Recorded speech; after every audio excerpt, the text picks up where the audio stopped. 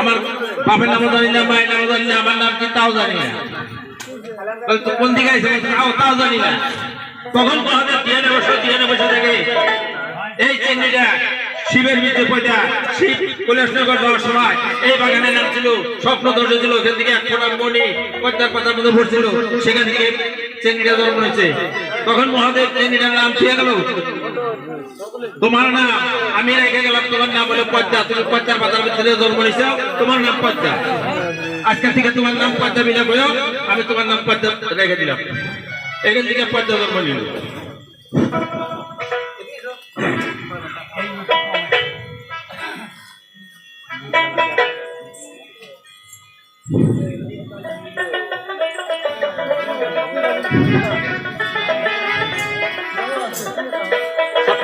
পালাখানে কে ছেড়ে দাও, পালা শেষ হবে না।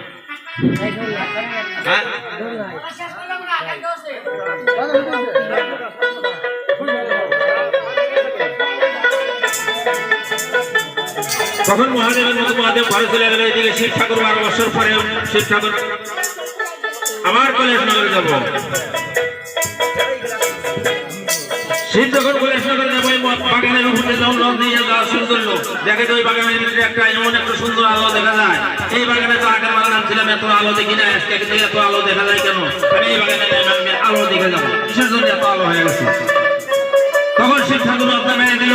রথটা মেরে দেখা করে একটা মেয়ে ঘরে করছে, মেয়েটা প্রায় সাবালক হয়েছে, 12 বছর বয়স হয়ে গেছে, মেয়েটা সাবালক হয়ে গেছে। 12 বছর আগে, 12 বছর বয়স মেয়েটার রূপ না দেখা শিব ঠাকুর পাগল হয়ে গেল। শোনো মেয়ে, তোমার নাম কি? আমার নাম পদ্মা, পদ্মার পাতার মধ্যে জন্ম নিয়েছে, আমার নাম পদ্মা।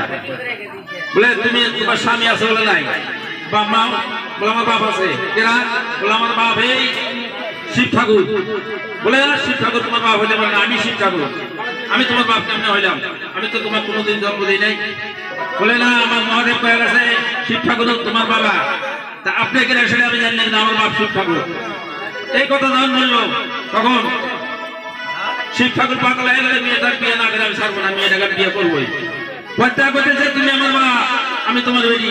শিব ঠাকুর করতেছে বাপ বেটি তুমি পরিচয় বুঝি না, তুমি আমার সাথে বিয়ে বসে কিনা সেটা কর।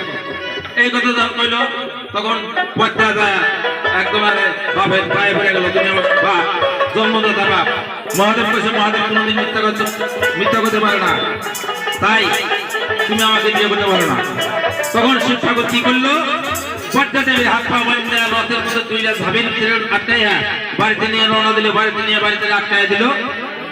ওনার পরিবারে কইল, পার্বতী শোনো পার্বতী, এক ভাত খুব কম দিবা, কষ্ট দিবা, কোন সময় যেন ঝাবির ভিতর থেকে ছেড়ে দাও না। আমি কিন্তু মহাদেবের কাছে যাবো, মহাদেবের কাছে শুনবো যে এই পদ্মা আমার বেটি হয় কিনা, তারপরে বিবেচনা করে হবো।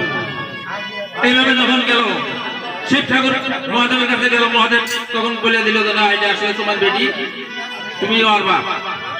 এই কথা যখন বলে দিল, শিব ঠাকুর আসা আরম্ভ করলো। এদিকে পার্বতী দেখলো এই মেয়েটা কি জন্য আটকাচ্ছে। মেয়েটা বুঝলো তুমি কেনা, তোমার কি জন্য আটকা রাখছে?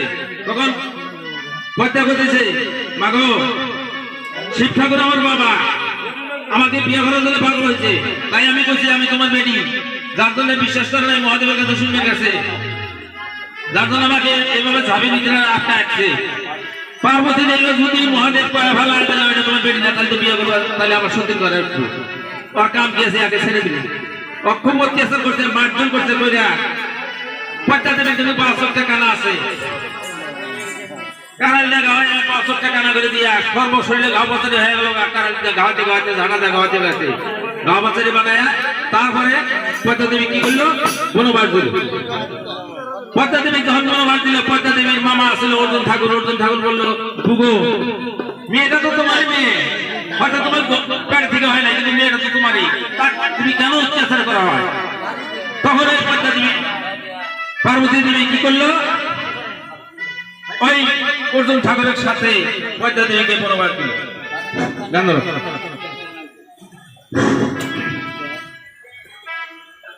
হ্যাঁ, পদ্মা চলছে বনবাসে, পদ্মার মামা অর্জুন ঠাকুর গেল সাথে রে, ভাই